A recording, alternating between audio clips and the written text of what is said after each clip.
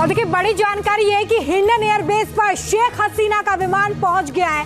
गाजियाबाद के हिंडन एयरबेस पर लैंड कर गया है विमान। तो अब तक खबर आ रही थी कि दिल्ली एयरपोर्ट पहुंचेगा शेख हसीना का विमान, लेकिन दिल्ली नहीं, दिल्ली से सटे गाजियाबाद में, उत्तर प्रदेश के गाजियाबाद में, जिसकी दिल्ली से दूरी बहुत ज्यादा नहीं है, दिल्ली एयरपोर्ट से बामुश्किल 20 से 30 किलोमीटर है। गाजियाबाद के उसी हिंडन एयरबेस पर पहुंची है शेख हसीना। इस वक्त की बड़ी खबर आपको बता रहे हैं। हालांकि ये जो तस्वीर आप देख रहे हैं ये T3 की है, लेकिन गाजियाबाद के हिंडन एयरबेस पर। हरीश जो ऐसी खबर पर ज्यादा जानकारी के साथ जुड़ गए। हरीश, बड़ी जानकारी यह है कि हिंडन एयरबेस पर पहुंच चुका है शेख हसीना का विमान।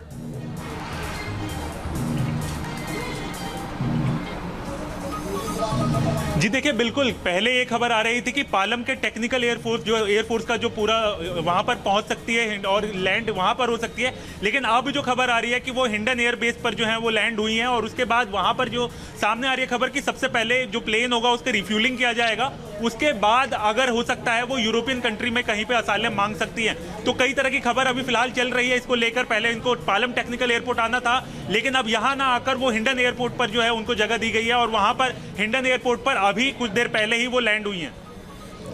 तो इस वक्त की बड़ी खबर, हरीश आप अगर तस्वीरों के जरिए भी दिखा सकें किस तरीके के हलचल है, लेकिन इस वक्त की बड़ी अपडेट आपको बता रहे हैं। शेख हसीना भारत पहुंच चुकी हैं हिंडन एयरबेस पर, उनका विमान पहुंचा है और जैसा हमारे सहयोगी हरीश बता रहे हैं यहां पर वो रुकेंगी नहीं, उनके विमान में रिफ्यूलिंग होगी और वहां से वो किसी यूरोपीय देश के लिए रवाना हो सकती हैं। यूरोपीय देशों में सबसे ऊपर जिस देश का नाम आ रहा है वो नाम लंदन के साथ साथ फिनलैंड का भी आ रहा है, क्योंकि फिनलैंड में उनके करीबी, उनके रिश्तेदार रहते हैं। इस वक्त की बड़ी अपडेट आपको बता रहे हैं। और देखिए बड़ी जानकारी ये है कि हिंडन एयरबेस पर शेख हसीना का विमान पहुंच गया है।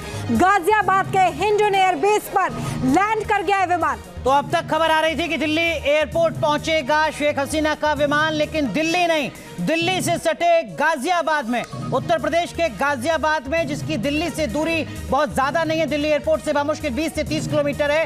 गाजियाबाद के उसी हिंडन एयरबेस पर पहुंची है शेख हसीना।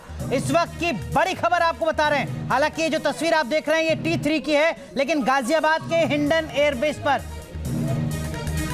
हरीश जो ऐसी खबर पर ज्यादा जानकारी के साथ जुड़ गए। हरीश, बड़ी जानकारी यह है कि हिंडन एयरबेस पर पहुंच चुका है शेख हसीना का विमान।